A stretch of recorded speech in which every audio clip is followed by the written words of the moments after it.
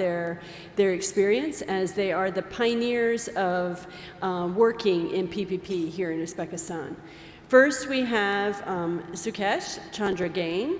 He is the Vice President of International Business Development for Nephro Plus. Nephro Plus, founded in 2010, is currently operating the largest network of dialysis centers, so kidney dialysis centers in India. They have excellent experience with PPP projects in other countries, and in December 2020, they won the tender to design, build, finance, and operate 4 dialysis centers in Tashkent, Karakalpakstan, and Khorazm regions of Uzbekistan. Next to Sukesh is Malika Gandhari. She's the director for Central Asia, the Caucasus, and Baltics for Veolia Environment. Those of you who attended the signing ceremony yesterday, Veolia is to be congratulated for signing an agreement with the government of Uzbekistan for the modernization, operation, and maintenance of the Tashkent City District Heating Network under an affirmage structure for 30 years. But Veolia has lots of experience in water, energy, and waste sectors, with over 26 billion euro in revenues and about 180,000 employees in 48 countries. They set up offices in Tashkent in 2018, and they studied the system in Tashkent of utilities here in Tashkent City, and they have a lot of experience to share on that.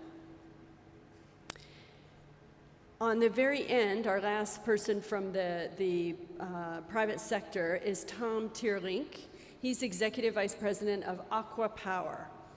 As you probably are aware, Aqua Power develops, invests, and operates power generation and desalinized water plants.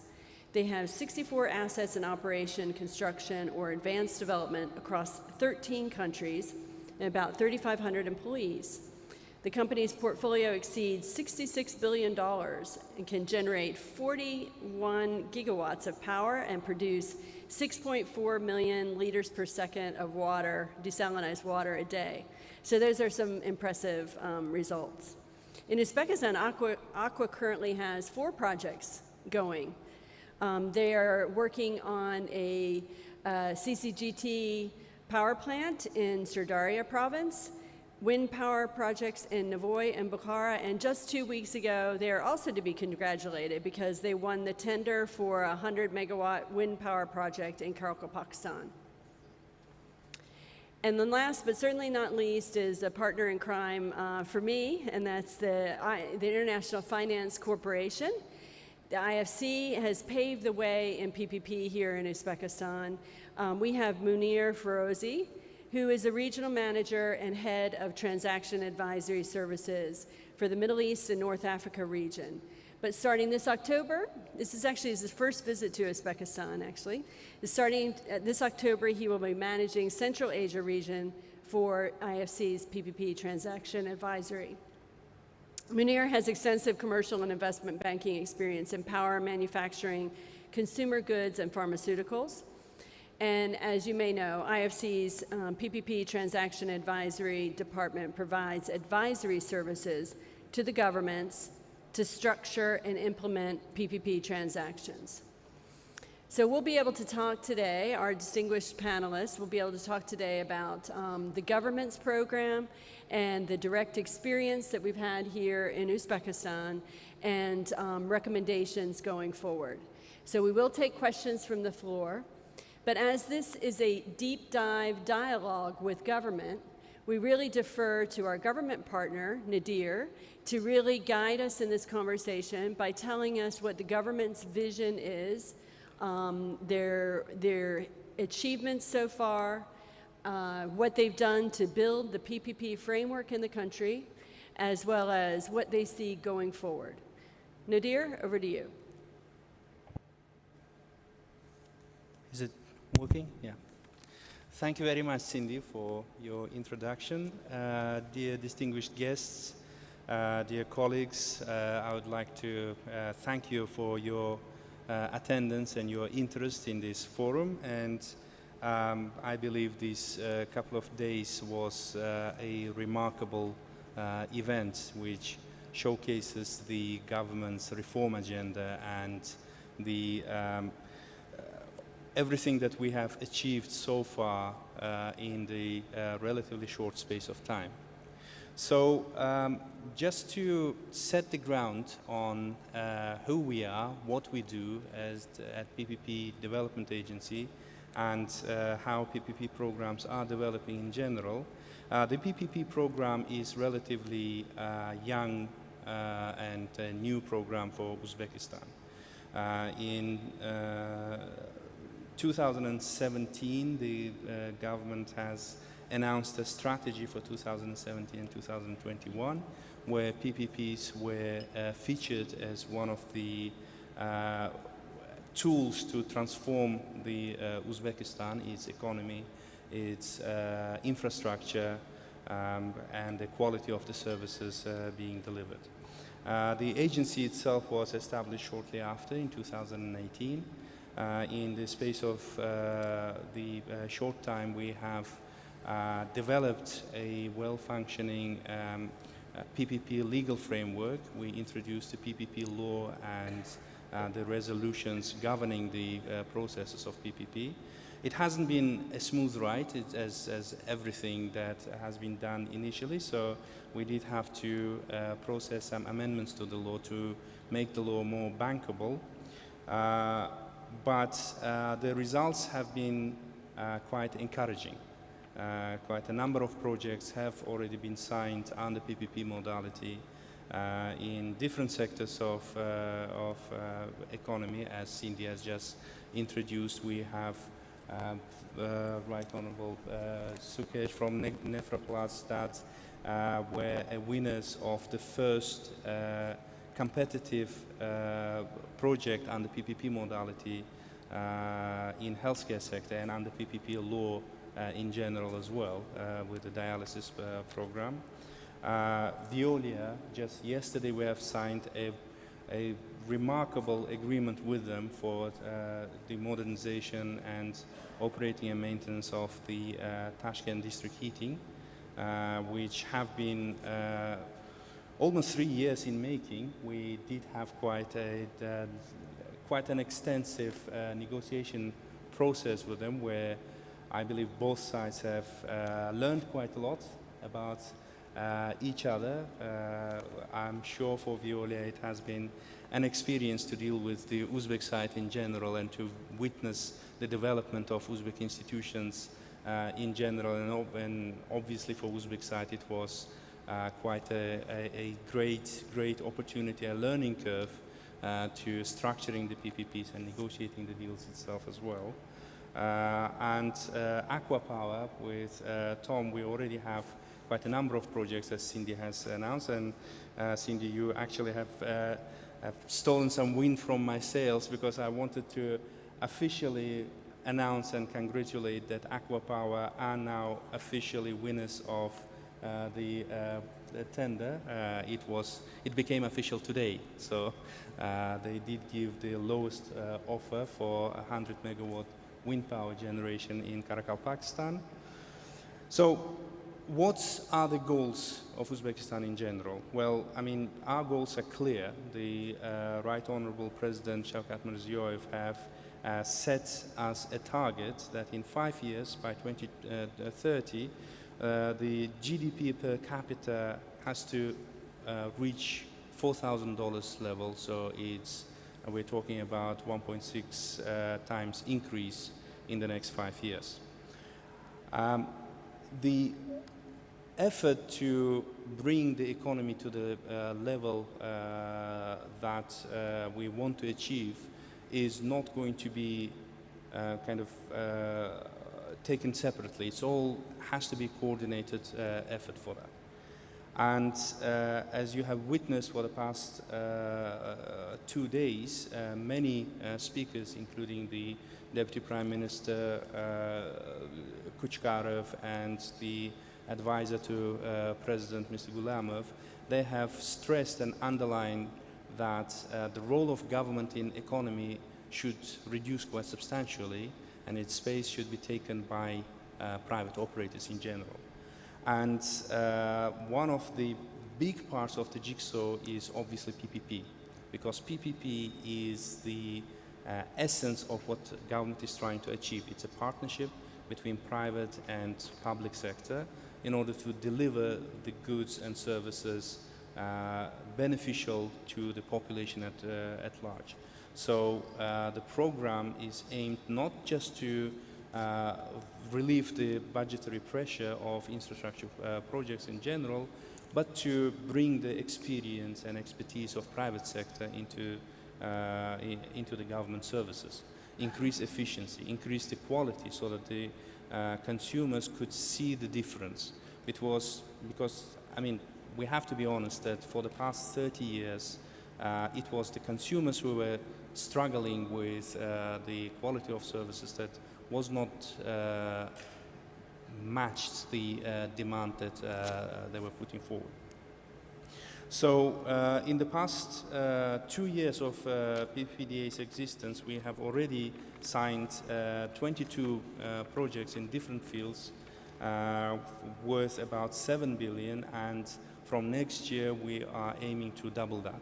So we are building a pipeline that is going to reach 14 billion US dollars, and the sectors are going to be diverse. So we don't want to have a flagship sector such as energy, but having a big lag on the other sectors. So that's why we're looking into all of the sectors, all of the most important sectors that are going to be drivers of economy of future, such as education, healthcare, communal services, transportation, and almost everything in Uzbekistan that we can think of.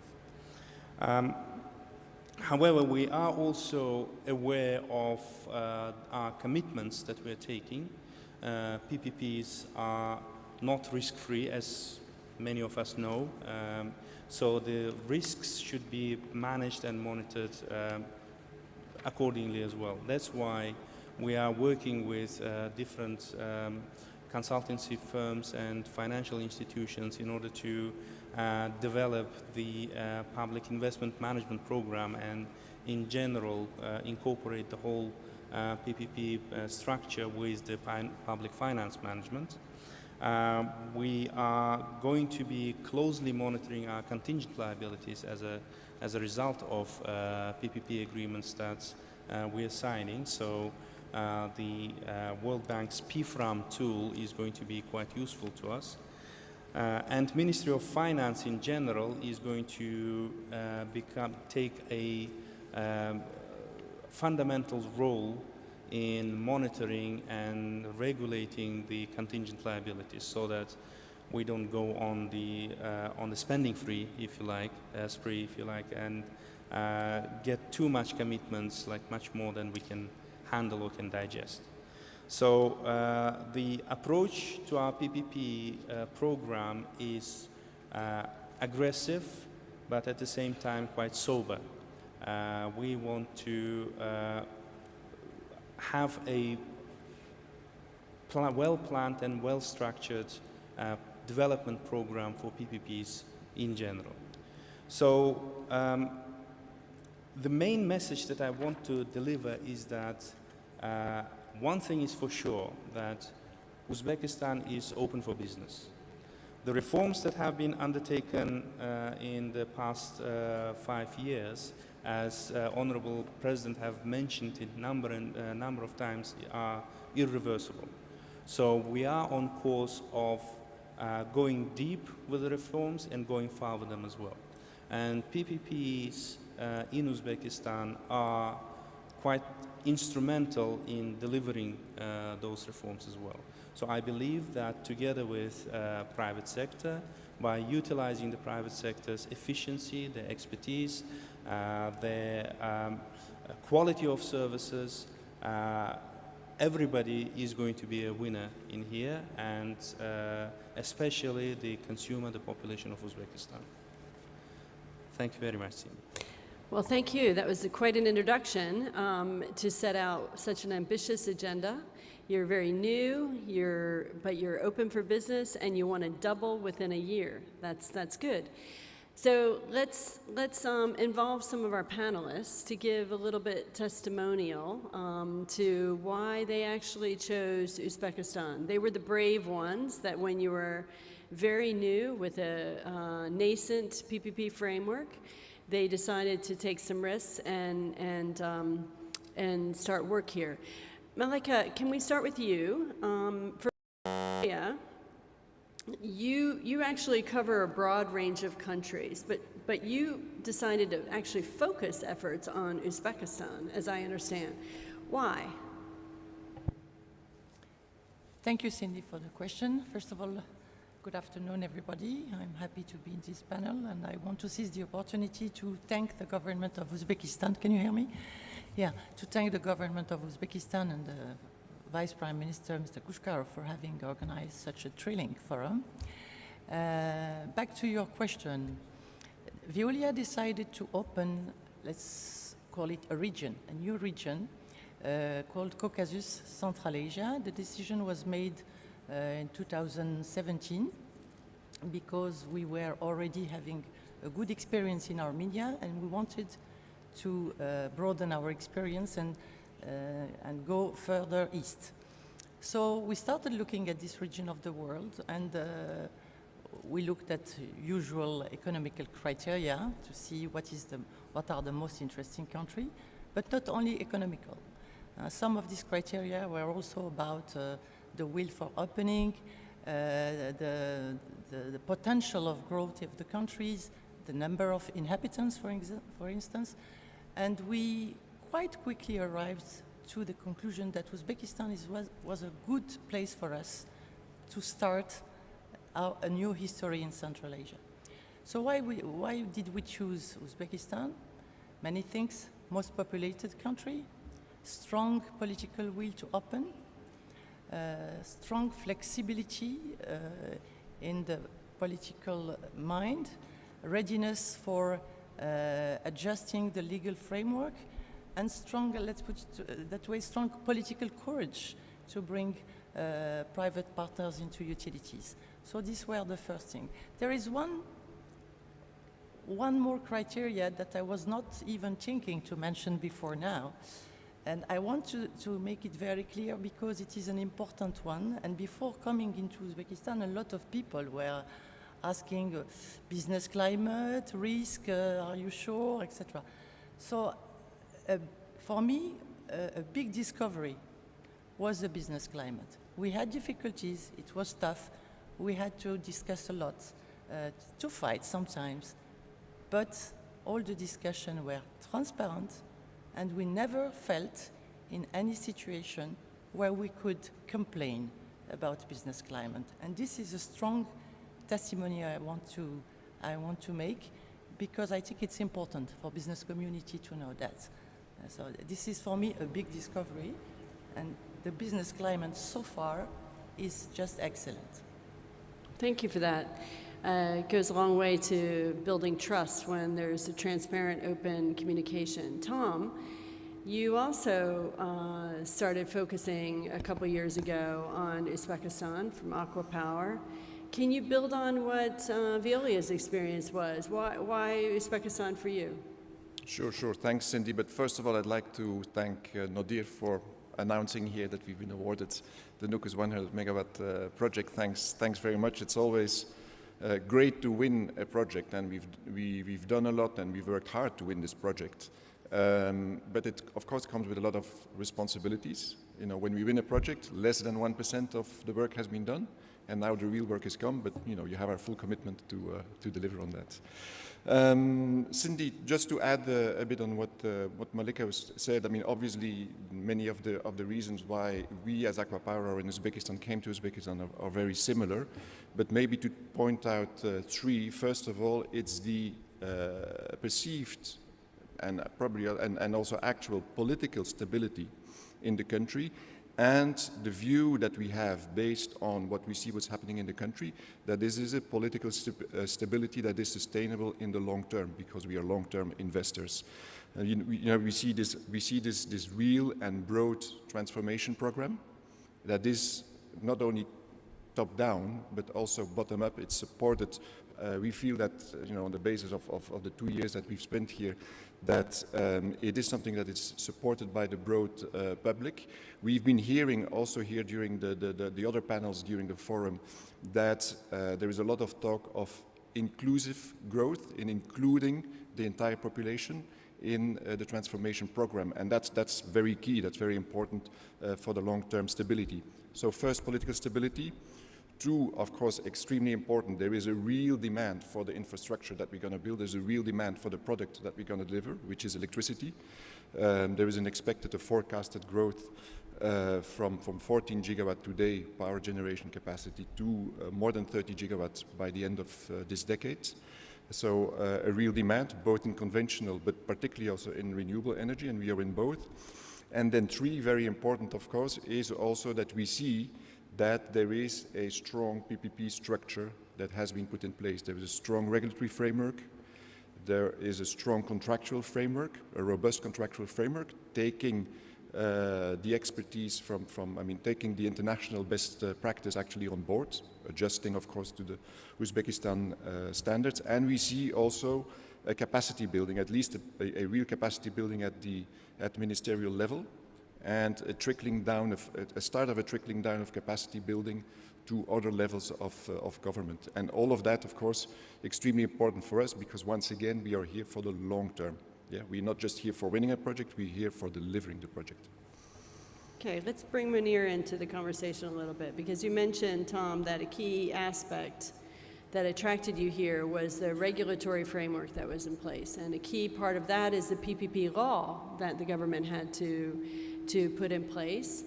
Munir, could you comment on the quality of the law that Uzbekistan has? Thank you, Cindy. First of all, good afternoon, ladies and gentlemen. It's a pleasure to be here. I want to thank the government of Uzbekistan for inviting me. As you said, Cindy, this is day -1 for my job, and it's my first visit to Tashkent, and I am really, really energized to be here. The amount of reforms that I've seen in the last 2 years, and I went through a crash course over the last 7 days in terms of understanding the country, the enthusiasm of the private sector that I see over here, the project pipeline, even the capacity. So now, sort of answering your question directly, the regulatory framework. I think Nadir mentioned a little bit. 2019, it came up, right? It had flaws, but the most important thing really is the government listened to the advice, amended, and very quickly came up what we think is a pretty good best practice PPP law. And I think the proof of the pudding really is projects that are being done have actually gone through the PPP law. There are projects in pipeline, projects that have been closed, projects are in pipeline, and investors are queuing up for that. So I think that this is a good framework. Now, you can always improve on that, and I was speaking to Nadir yesterday in terms of, now that we've done the first generation of PPPs, how do we move to the second generation of PPPs? What can we do, right? And I think there are two things that come to my mind in that. One is, for a long-term sustainability of this program, you need to look at the local currency, right? How do you develop the local currency market over here? And the second thing is, how do you develop the local project finance market over here, which is very nascent and very short-dated as well. So those are the two things, but I think if I look at the experience of other countries, this is work in progress. And if you have a pipeline such as what we've seen and what is planned, $14 billion, this will come. Financial institutions are quite nimble. They will learn how to do project finance. They will come up with a local currency solution. Thank you. Nadir, you want to comment a little bit more on that, what your plans are going forward with further developing the framework? Yeah, as Munir has mentioned, we did have a lengthy conversation yesterday with him on all these issues, and he's absolutely right. I mean, now the government's efforts so far have been to kickstart the PPP market in general. The next logical step is creating the infrastructure to make the whole future PPP programs more smooth, more possible, and less risky as well.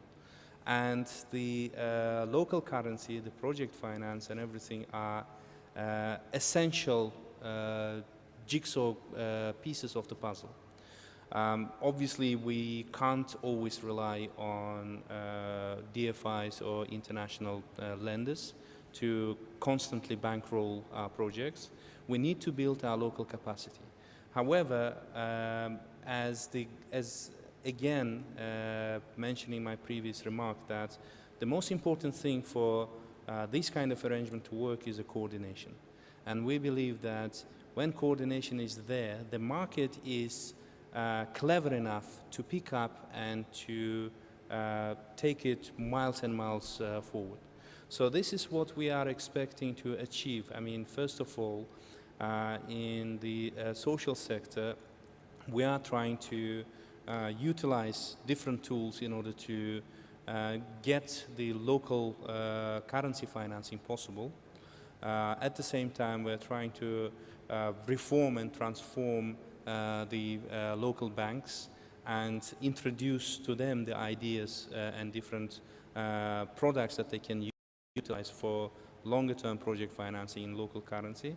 And in general, from central bank's point of view, from Ministry of Finance's point of view, the clearly rule-based and target-orientated monetary policy and the programs that they are putting in place to achieve that, I believe those are going to be instrumental in order to get more sustainable, longer-term local currency financing and make the future projects several notches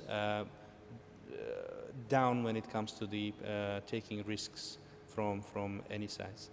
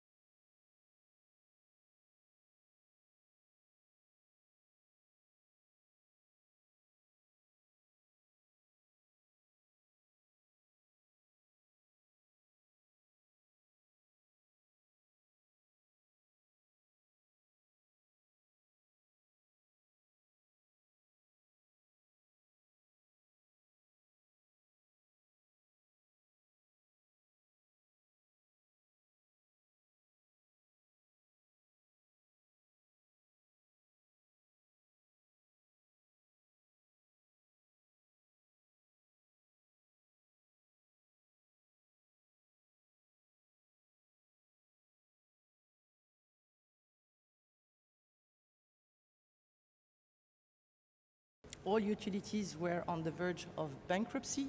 Today, and starting from 2009, all utilities enter the list of the best taxpayers in the country. So I wanted to be very concrete without boring you with too many figures, but I think it is quite illustrative. That is actually, because there are a lot of people that say, why would we bring in private sector for key utilities, because it will just increase costs, right?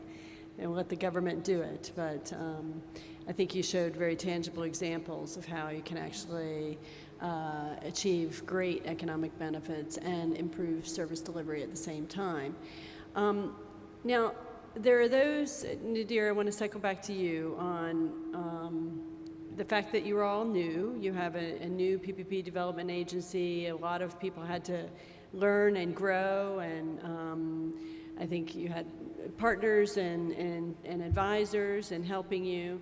But could you speak to government capacity now in implementing PPP? It's not just the PPP development agency, of course. It's the capacity in the executing agencies or in the public partner agencies. Yeah, you are absolutely correct, Cindy. I mean, this is something that I should have mentioned in the beginning, and the key for PPPs to succeed, and that is pretty much every textbook on PPPs continuously repeats that, is the capacity of the governments and the ability of the governments to be able to work together, because PPP projects usually involve more than one government entity or the agency. And quite a lot of work have been done in different ministries and in different agencies. I mean, I can't go without mentioning the tremendous capacity building efforts by Ministry of Energy, for example, that have set up a great unit that is both commercially minded, that understands the needs of the private investor, and they can synchronize it with the government's achievement goals and the targets. Ministry of Health is another example where they are working effortlessly in order to set up a properly functioning PPP unit there. Ministry of Education. Not all of the ministries are going at the same pace. I mean, I have to admit that there is a huge role for PPP Development Agency to educate, if you like, all of the government entities, municipalities, the ministries and things like that. But the very important thing is that from the very top of the management of the country, starting from the president himself and all of the cabinet of ministers, and everybody sees PPP as a vital tool in the economic reforms. And PPPs have been mentioned again and again, and everybody understands the urgency and the need to develop their knowledge and their capacity and their expertise in PPPs. And I am very grateful for our partners, for the DFIs that work on capacity needs of the government. We are receiving tremendous support from all of the IFIs and other donors, and the offers of increasing the capacity by providing training courses, by providing in-house consultants, or even on the job training that we are receiving in different ministries and different agencies has been paramount. And I'm pretty sure that, I mean, it's only been 2 years, right? Let's admit it, the PPP program is still in its infancy, but the result that I could see in different agencies and in different ministries and in different things has been great, has been truly great, because now we are talking about the country where even banks don't fully understand the project financing. But the government sector is already well versed in structuring the projects with the help of consultants, obviously, but at least they understand where the risks are and how to allocate those risks. And the role of Pppda is quite central in making sure that the capacity development is going on the same level across the government organizations, and not to have one organization being quite advanced whilst others are quite lacking behind. Okay, so since we want to be a little bit forward-looking, let's hear a little bit from IFC and then Aqua on this issue of capacity.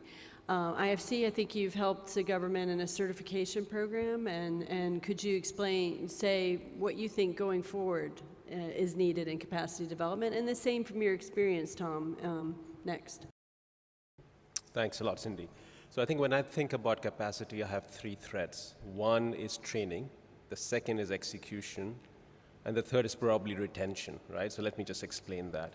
So on the training side, we've done a number of sector trainings in health as well as energy. We've done certifications. 61 staff have gone through the foundation course. 14 are fully certified for the C3P certification from APMG. A few of the colleagues from the government of Uzbekistan also attended our senior training program at Harvard University for PPPs. So that's a work in progress, as I see. I think on the execution, there is no substitute. You can put as many people to training as possible, but there's no substitute to rolling up your sleeves and actually doing projects. And I think this is really where the government is doing wonders in terms of having a very credible pipeline of projects and a program in which people are learning just in time, right? So this is all good, but whilst you are rolling out the projects, you have the advisors to handhold you, right? You can do the preparation, you can do the due diligence, you can do the tendering, and you can take them to financial close. But you also need to manage these projects. As Tom mentioned, these are long-term projects. You're there for 20, 30 years. You're going to be dealing with the private sector in terms of managing these contracts, and you need to have that capacity. And I think the retention of capacity is a very critical part, right? It takes a long time to develop this capacity in PPP units as well as in implementation ministries. So what needs to be done is to actually retain the talent and make sure that you continue to upskill so they become better counterparts, not only for the advisors, but also for the investors going forward.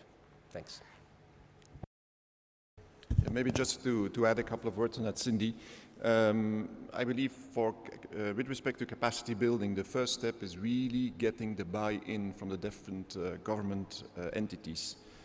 Surely, generally, at ministerial level, at government level, the buy-in is there because the initiatives of the PPP comes from the government. But as Nadir said, okay, it may be different from ministry to ministry, but at least our experience is the ministries that we are dealing with, the buy-in is there.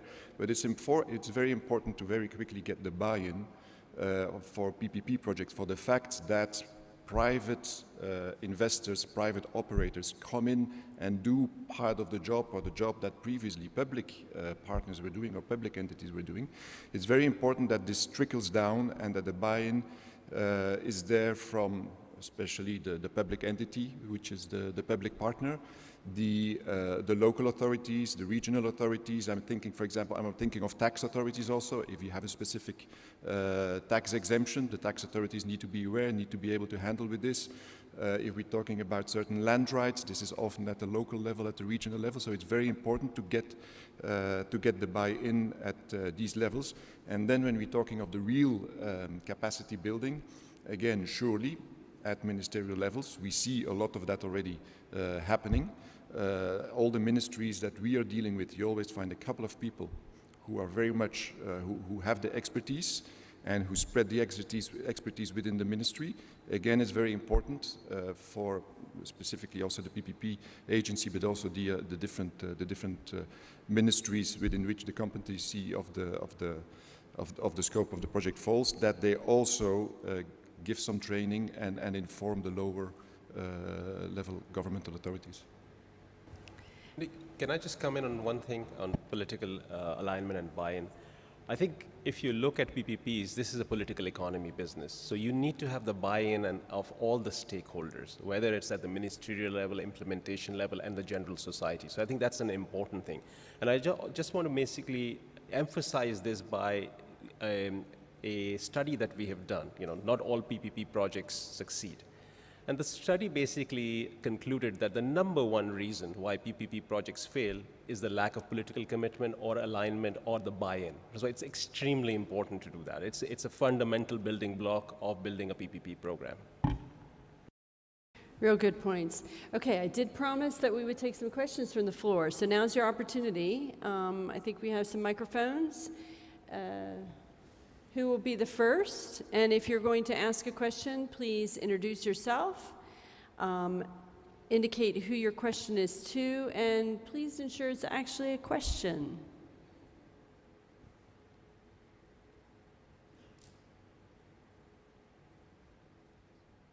No one just yet?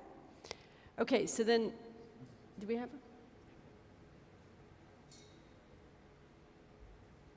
a? Okay.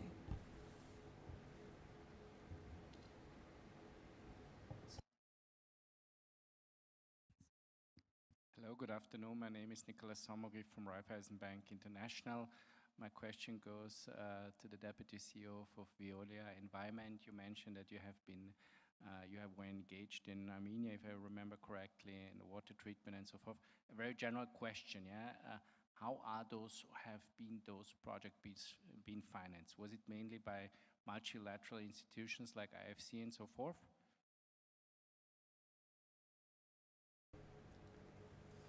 Good afternoon. Thank you for your question. It is a very interesting one indeed, because Veolia is not financing the assets, but still, through the lease model, through the affermage model, French model, what we do is that part of the benefits, part of the cash flow generated by the company is paid to the government as a lease fee. And this lease fee is going to the water sector. Veolia is also financing a part of, we have what they call a minimum capital work program that we have to implement, but most of the investment are done by the government through international financial institution, and also by the lease fee which is paid by the company. Thank you, Malika. Any other questions right now? I have a question. My name is Shazad Katahojaev. I'm representing waste management company Maxostrans of Tashkent City. I have a question to all members, but in the first place to Ms. Cindy regarding ADB support on PPP projects.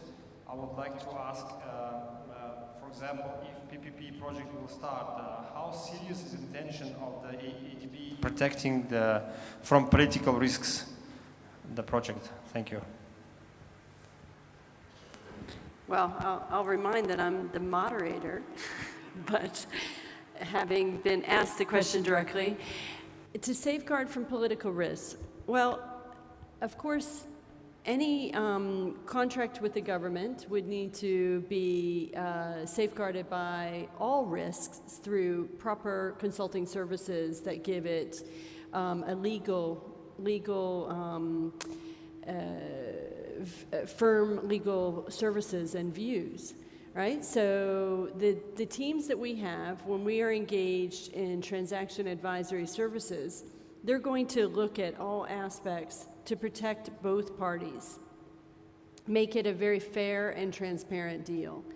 And the reasons why some of these projects take a longer time to conceive is to make sure all of those T's are crossed and the I's are dotted in the contract, and then it goes out to open tender. And this is one of the things that we have actually observed, that in an open competitive bidding process, it is very fair and transparent. And it actually takes less time than when it is a bilateral arrangement. And I think IFC also wanted to supplement on this fact. So I think, Cindy, you've given a good answer. The only thing I'm going to say is, no matter what you write in the contract, you are taking a political risk, right? And you need to be comfortable with your counterpart. And what we've seen in Uzbekistan, and the investors would probably agree with me, is a government which is reformist, right? Is a government which is progressive, which listens to advice and listens to fair and balanced risk allocation, yeah? And if you are comfortable with that, it should be a good contract for you to enter into and assure you, particularly on a PPP side, a long-term cash flow. Well, the issue of the political risk is obviously one of the major issues when any investor, be it local or international, decides to invest their hard-earned cash into the country. And this is the issue that has been discussed time and time again in the thing. Now, from the government side, we have, and we continue to do so, is to strengthen the legislative regulatory framework. So PPP laws and all of the regulations and everything are designed to protect the rights of the investors and their lenders. And where, for example, before the investors had to look at the internal procedures and internal structure of the government before deciding, now we have allowed international arbitration, even without bypassing the local court system and things, where we know that in the past there have been an issue. We are involving all sorts of international specialists, and also government is taking contractual obligations and all sorts of different sovereign obligations as well, at least partial sovereign obligations, in order to ensure the investor community to invest in Uzbekistan. And so far, I believe it has worked. I mean, we have achieved the record low tariffs in energy sector. We have achieved the trust of different variety of investors in different sectors. I mean, had the likes of the Aqua Power and Veolia and Nefraplast, had they not had a trust in the government to honor its financial obligations, they simply wouldn't be interested in coming to this market. Even if they did, they would have priced the risk factor into their tariffs, which we don't see happening. So I believe that the protection that government is offering and the whole reform agenda that has been going on for past 5 years at least, and the projection how it's going to be going forward, is the adequate enough protection, in addition to all of the contractual and financial protections that government is giving. Okay, but just to provoke you a little bit further and to segue before our next question, Nadir, now that you have a lot of contracts actually signed and few are really starting, how will you actually monitor for implementation phase? Now, what is the role of Pppda? Because you're not actually the contract, you're not actually signing the contract. It is the public partner, the other agency that's doing that. So what is the role of Pppda and what is your monitoring program? Well, Pppda, the essence of the Pppda when it was first introduced was initially we were supposed to be, or we are, the developers of PPP market in general. However, our main role is the regulators of that field. So Ministry of Finance, as they are as PPPs are pretty much a procurement method for the government, Ministry of Finance are kind of a gatekeepers via Pppda of the whole PPP agreements. So by law we have monitoring rights. So we do monitor the process of each and every project. We kindly request the submissions of the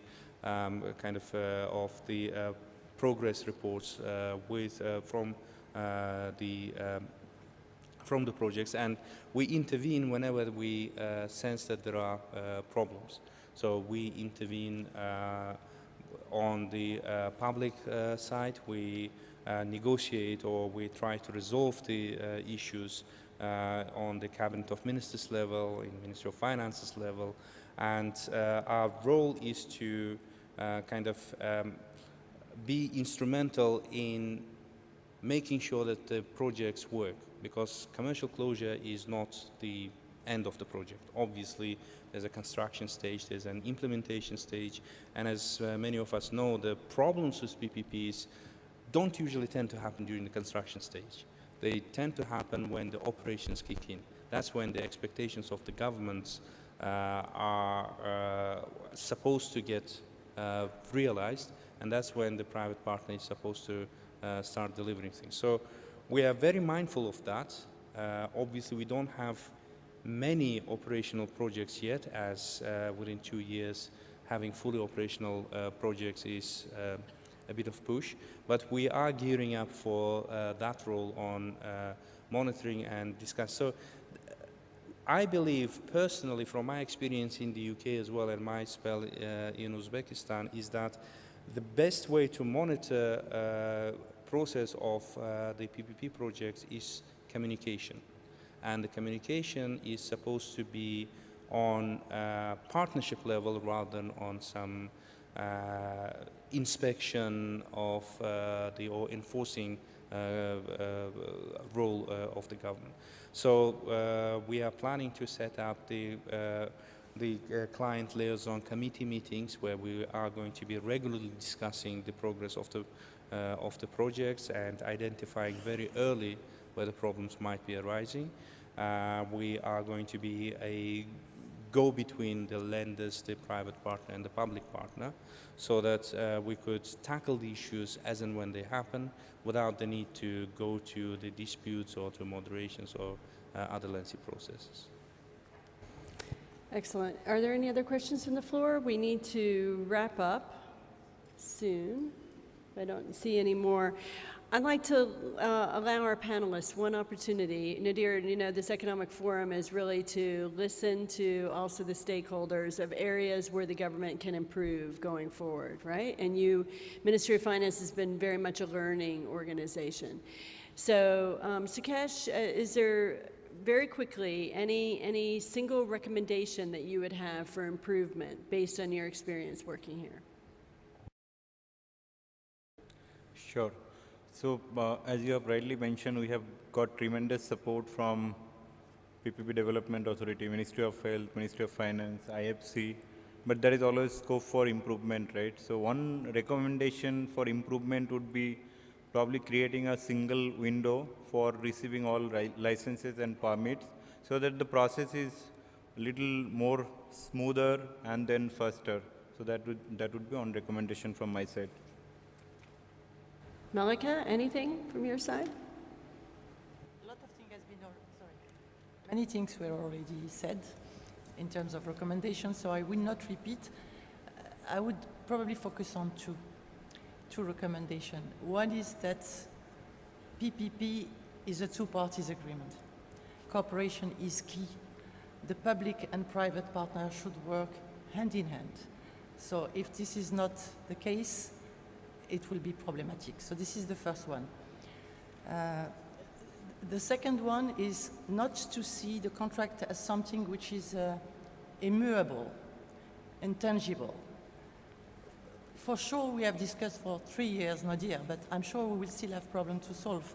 We did all the efforts in order to foresee any situation and find a solution.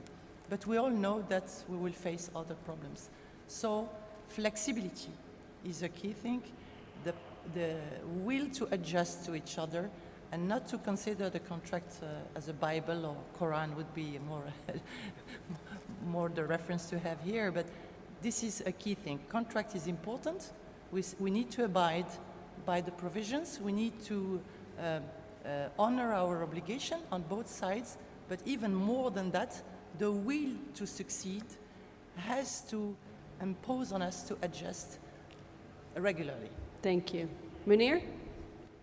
So one specific suggestion and one reiteration, if I may. So the specific suggestion is really, as Nadir mentioned, we're looking at the currency, local currency possibility, and currency swaps are only limited to the financial sector participants right now. So it's something that Ministry of Finance is aware of, and we're going to look at in the schools program, and something that needs to be looked at. So that's a specific recommendation. I think the reiteration is what my colleague said in terms of the partnership mode, right? in any good marriage, you have to compromise and you have to take care of each other, right? And I think these public-private partnerships are like that. You cannot write everything in the contract. You need to have the communication ability and understand each other's point of view, right? And basically make sure that the partnership actually survives, because otherwise, if you really go by the book, what lawyers have written in the contract, there will be many areas where there will be conflict. But if you have this long-term longevity of decision-making and longevity of making sure that the partnership survives, it will be a good outcome for both the parties. Thanks. Tom. Yeah, I'm just, Nadir, I'm just going to repeat what I said before. One recommendation is really work on buy-in at all levels, work on capacity building at all levels. Thank you. And Nadir, the last word. Well, thank you very much for the recommendations, and we are aware of most of these shortcomings. I mean, for us, it's not a secret, as I mentioned it time and time again, we are still in our infancy. We're trying to learn how to walk before running ahead of ourselves. So all of those problems we are aware, and we are in negotiations and discussions with different parties and stakeholders. Those are going to be addressed because we have to address them. If we want this marriage, as you put it, to be successful, to be long-lasting, then the marriage is a compromise by both sides. However, one thing that I want to stress, that the fundamental need for the PPP program to be successful is trust. And the trust goes from public partner and the private partner alike. As Marika has mentioned, the contract is not just a Bible or a Quran, as Marika has put it in. If we don't have this trust, and if we don't have these negotiations and conversation with our counterparts, it's going nowhere. It's like any other relationship. PPP is, I would even say that this, the importance of trust is paramount, even higher than in any other fields of public or private engagement in general. So this is something that we are aware and we are working on closely as well. And I would like to thank all of the panelists, all of the participants of PPP program, and the guests and everyone who is showing the interest in the reforms agenda and in PPPs in general for supporting us both physically and morally, and for the interest in the country in general. Thank you, all of you. Thank you, ladies and gentlemen, for attending. I'm sure the panelists will be open for further discussion bilaterally as our time is now exhausted today. Thank you very much.